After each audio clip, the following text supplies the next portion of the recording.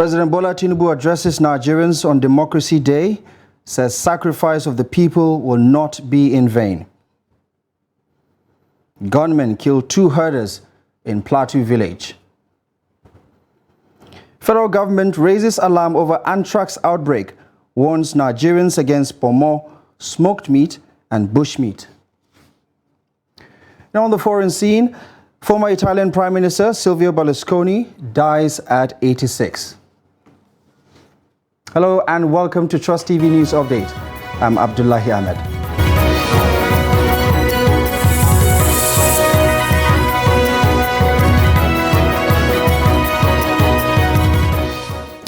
We start the bulletin in Abuja as President Bola Tinubu says the removal of fuel subsidy will free up the collective use of much needed resources, which hitherto had been pocketed by a few rich. The president spoke on Monday on the public holiday which commemorates June 12, which was redesignated Democracy Day in 2018 by then President Muhammadu Buhari. He urged Nigerians to bear the burden in order to save the country from going under and take the country's resources away from the stranglehold of a few unpatriotic elements. Kehinde Amodu reports.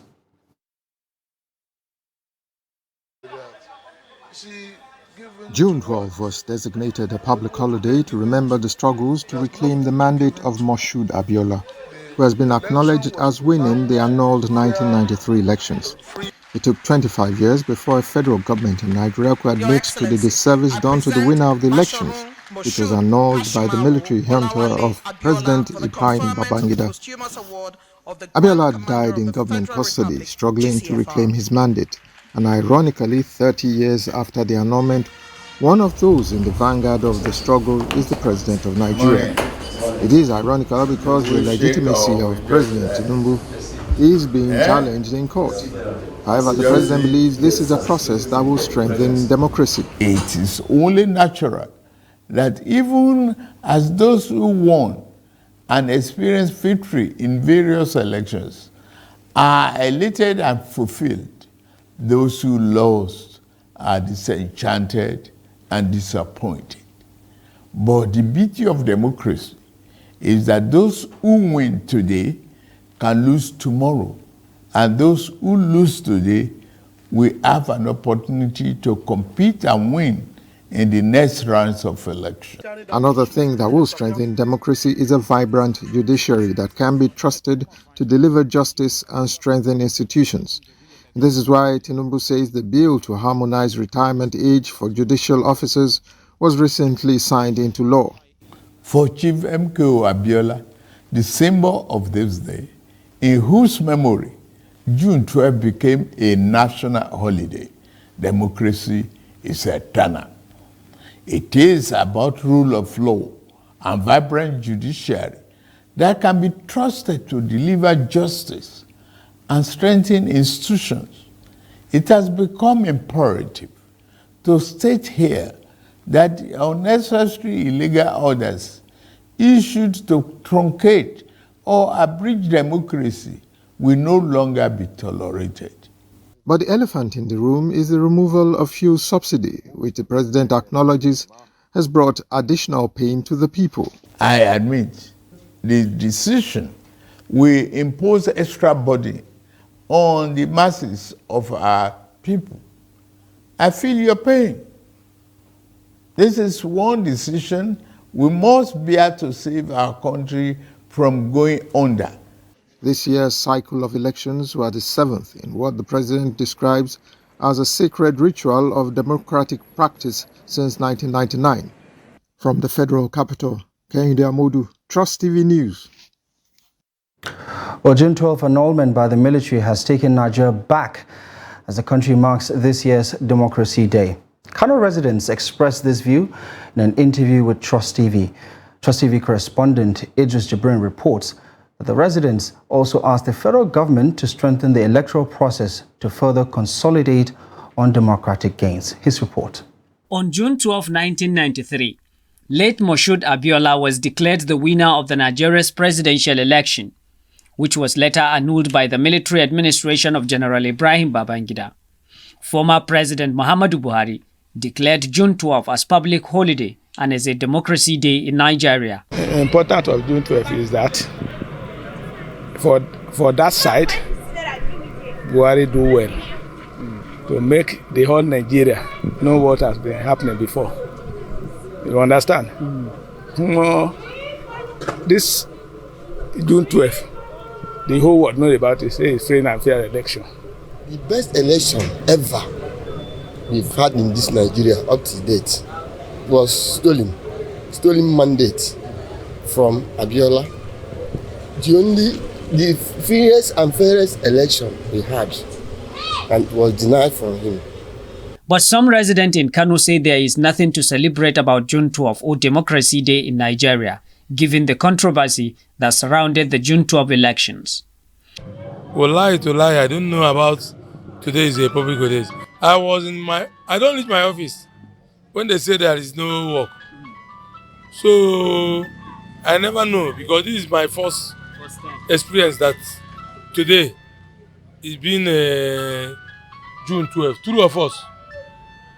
Although public holiday is being observed in Kano as in many other parts of the country, but Nigerians believed that things could have been different if the mandate had been given to Abiola in 1993.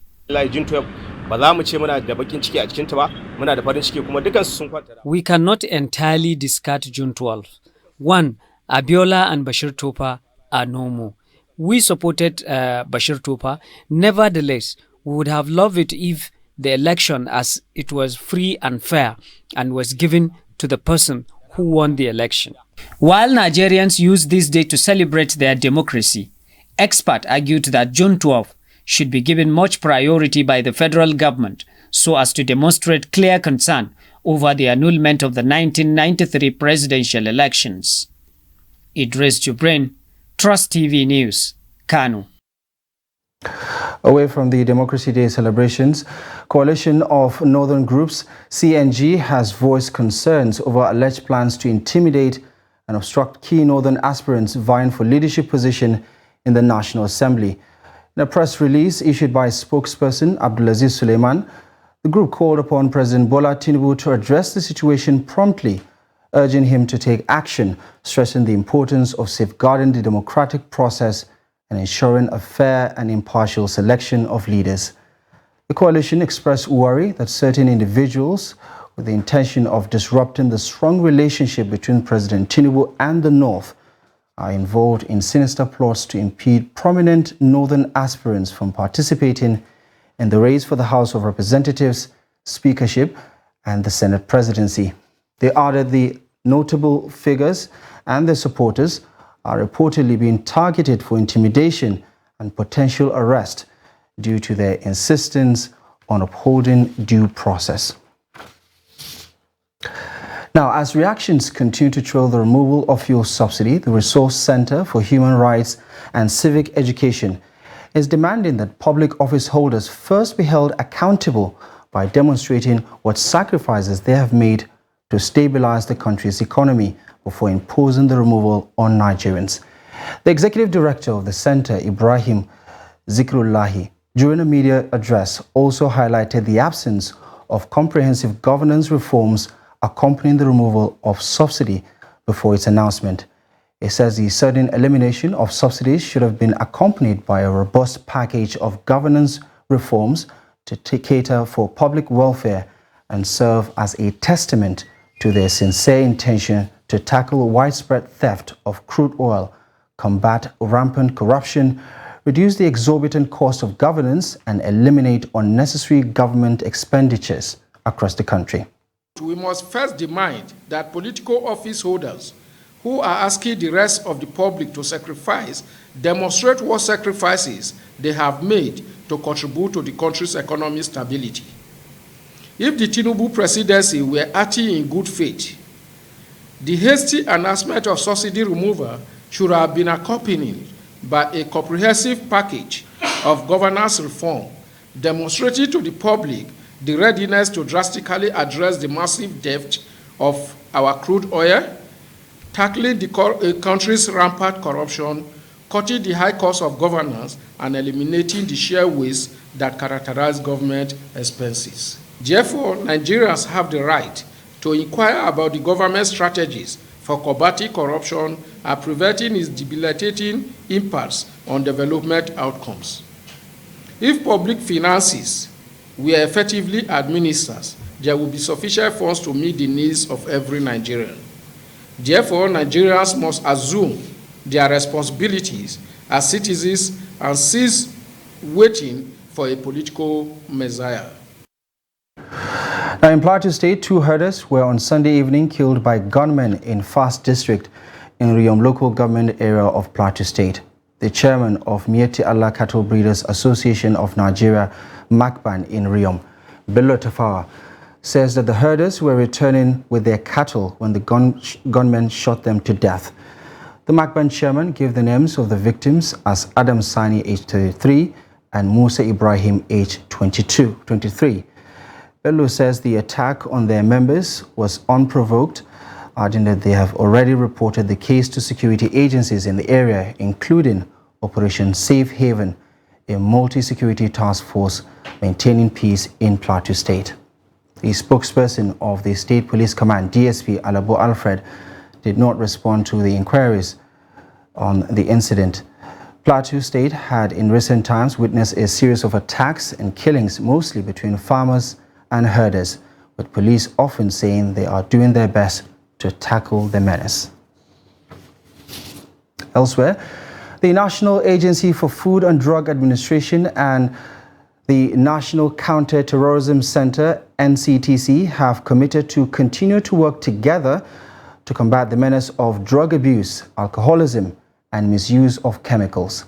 A statement on Sunday by the resident media consultant to NAFDAC, Sayo Akintola, says the 2 agencies made the commitment when the Director General of NAFDAC, Professor Mojishola Adeye, led a delegation on a visit to the NCTC headquarters in Abuja.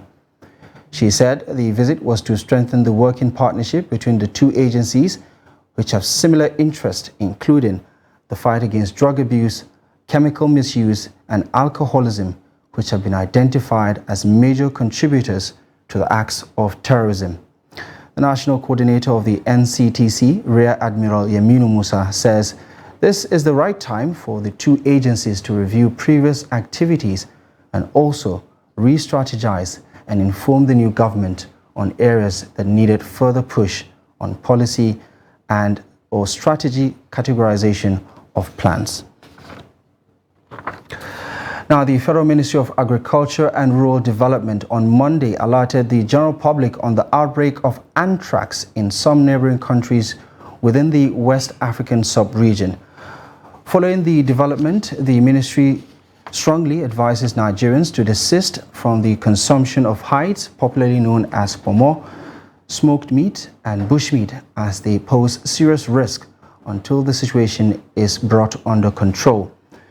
A statement signed by the Permanent Secretary of the Ministry, Dr. Ernest Afolabi, says the outbreak was first recorded in northern Ghana, bordering Burkina Faso and Togo, putting the whole sub-region at risk. The statement further warned the general public against closeness to non-vaccinated animals with anthrax, as it can easily be transmitted to man through the inhalation of anthrax spores, including consumption of contaminated or infected animal products such as hides and skin, meat or milk.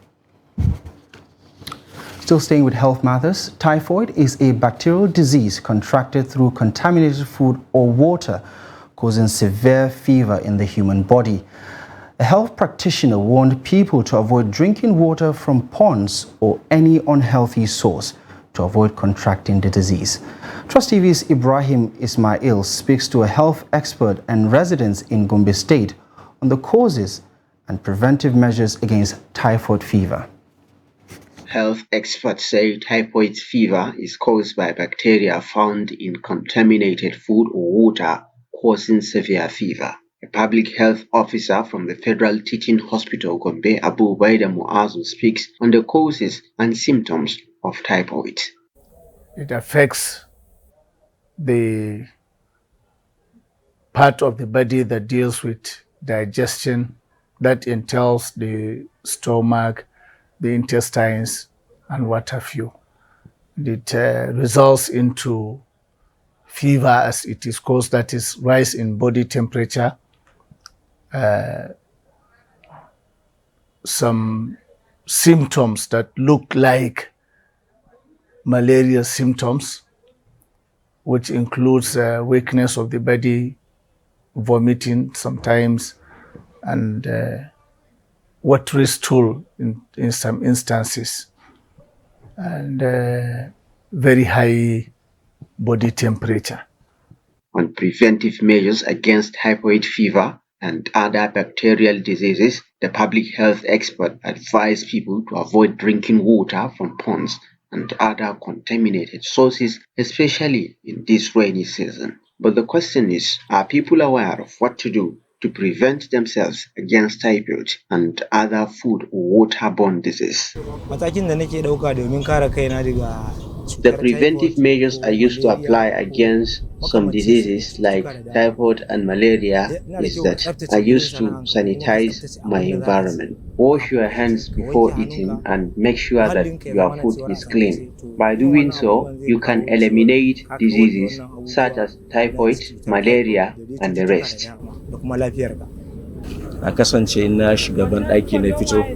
I wash my hands after coming out from the toilet, wash my hands before eating, and also wash some fruits before taking them. If the source of water is suspicious, then we advise that people should go into boiling to sterilize the water. Boil locally, you just use simple boiling, and then keep in a place where there will be no recontamination. People should avoid drinking water from the ponds or water from the streams. Stagnant waters should be avoided. If it becomes necessary, then filtration and boiling should go into that. According to the World Health Organization, WHO, as of 2019, an estimated 9 million people suffer from typhoid and 110,000 people die from it annually. Ibrahim Ismail, Trust TV News, Gombe. You're watching the news update on Trust TV. Coming up after the break. Should marriage expenditure be regulated? More news after the break.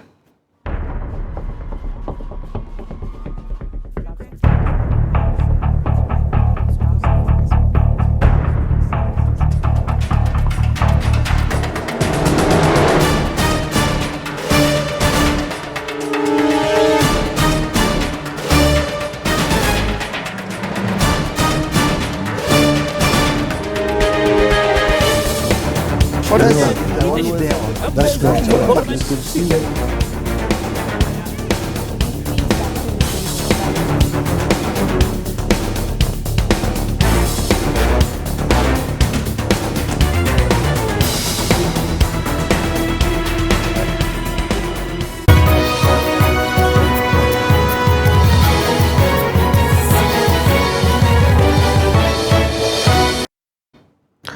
Welcome back to the news update on Trust TV.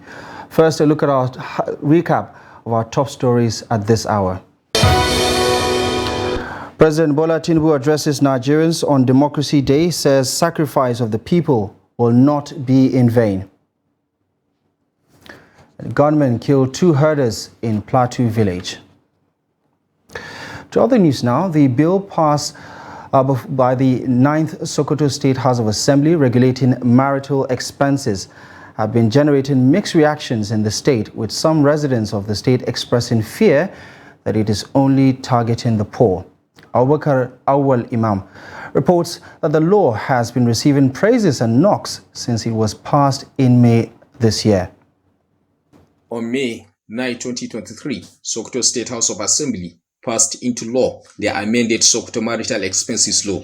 The law named Regulation and Control of Expenses of Marriages, naming as circumcision ceremonies and for purposes connected therewith 2022 was aimed at checkmating extravagances associated with marriage, among other things. Our findings reveal that the least one can spend on his wedding is about 1 million naira, regardless of his financial status. This involves purchasing cartons of exotic drinks, sweets, and some token cash gifts to the bride in the name of I Love, the payment of dowry, and at least a set of bags containing tens of different clothing materials, jewelries, shoes, and cosmetics, among others. The kind of provisions, the timing for the marriage is also being controlled, a sizable number, and I believe that is also a very good one. We go a long way in creating, in reducing competition between the fair groups. Somebody will do more than 100 or 30, 20 boxes of provisions for the marriage. But I believe now one that's uniform rate, there's going to be a drastic reduction of competition among the peer groups. The new law, however, limit ICI law expenses to only 2 cartons of sweet with 20,000 cash gifts to the bride, but there was no limitation to dowry. The law, which is targeting only Muslims, also pegged bridal clothes locally known as kailepi to only 10 wrappers, just as it stipulates 1 month imprisonment with an option of 50,000 naira for any person who violates the law. Also call it more importantly to the state government to ensure implementation of this law, because when you don't spend above your means, you are not likely going to be looking for loans, and you are not even going to likely to engage in stealing or banditry, because when you spend the money that you don't have and you want to pay, you will go into anything in order to get that money and pay back that loan. While some residents of the state see it as a welcoming development, others fear that it will only act on the poor. It's when you have that you spend, and it's not mandatory for you when you are getting married or on naming ceremony for you to do some certain outrageous expenses. It depends on the family, it depends on the background, it depends also on the orientation and also the belief. It depends on the self-esteem of both parties, either that of the wife or the husband that are into that celebration. And I want to believe that those that are going to make those laws are mostly also at the top, and they are the ones that will break that law. Believe you me, they are the only ones that can spend that kind of outrageous figure that we are talking about. A renowned Islamic scholar in the state, Sheikh Isa Talata Mafra, who spoke with our reporter on phone, said the law contravenes Sharia law. Abubakar Awal Imam, reporting for Trust TV. In Kano, parents of students of Government Secondary School, Girls Secondary School Badawa in Kano have appealed to the state government to build toilets in the school as part of strategies to retain students in the school till closing hours. They also pleaded with the state government to fence the school to prevent intruders and ensure safety of the school during school hours. The report. The school, established in year 2011 to address the out-of-school children in the north, has a population of more than 1,000 students. The enrollment into school every session is increasingly growing, and the performance of the girls in their final external examinations is impressive, according to one of the teachers of the school. The school, however, has no fence and gate, exposing the school to hoodlums who often mess up the premises and the only toilet in the school. Many people in the community also depend on the only toilet in the school. This school without fence constitutes a lot of menace to the students. First of all, we are in a state where insurgency is prone to happen at any point in time. The school has no fence. I discovered that the school is lacking toilets, is lacking facilities, especially the toilet. I'm knowing quite well that this is a government school and it's a school basically for the girls. They need this toilet so that the place will be hygienic for them. And so I discovered it's only one toilet that is here, and the toilet is actually rough, it's not hygienic. Coupled with that, they also need availability of water here. If there's enough water for the student to use whenever they use the toilet to make the environment clean. You see, if you see the environment of the school, there's no fence. At least like this place now that you are seeing, the demarcation of the school go proper. At least they're supposed to put a gate. And second, provide the water for the guests. At least if you want to go to toilet now, you will use water to flush your waste product. Some hoodlums also set the school library and the laboratory ablaze recently. Parents are concerned that the burnt library and laboratory might not be safe unless government builds the fence round the school. Now on the international scene, former Italian Prime Minister Silvio Berlusconi has died in Milan at the age of 86. The right-wing leader, born in Milan on September 29, 1936, was widely known for his financial and sex scandals, but also transformed Italian politics. His dominance over the electoral sphere influenced the views of a generation of Italians. Often compared with former US President Donald Trump, Berlusconi made his first fortune in real estate and construction, then slowly expanded, notably, to the world of mass media. His promise of economic growth attracted new voters, which led him to win elections again in 2001 and 2008. He remained in power until the end of 2011, when he stepped down after losing Parliament's trust following a highly publicized sex scandal. After entering politics, Berlusconi was regular fodder for Italy's tabloids, reporting on his more than 20 trials for abuse of power, financial fraud, and rumors about lewd parties at his private villa just outside of Milan. The most closely followed case dates back to February of 2011, when he was accused of soliciting sex from a 17-year-old Egyptian sex worker. He was heavily criticized for backing a law that allowed politicians to escape trials while in office. The episode damaged Berlusconi's popularity, and he was later replaced by a series of temporary technocratic governments. And in sports, Enyimba drew 1-1 with Rivers United at the Mobolaji Johnson Arena, Onikan in Lagos on Sunday to claim a 9th Nigeria Premier League title. The draw with the 2022 champions means the People's Elephant topped the NPFL Super 6 playoff table with 9 points from 5 games. The two-time CAF champions winners took the lead against the Port Harcourt-based side through Ekene Awazi 6 minutes before the break due to shaky defending by United. Following a spirited fight back by Rivers United, they leveled up the score through Inyima Nwagwa 3 minutes after the break. With this outcome, Enyimba will once again represent Nigeria in the CAF Champions League next season. Remo Stars finished with the same points as Enyimba, but had to make do with the second place owing to inferior goal difference. And with that, we wrap up the news update at this hour. Do not forget to follow us across our social media platforms. Of course, our YouTube live stream. My name is Abdullahi Ahmed. More news later on Trust TV.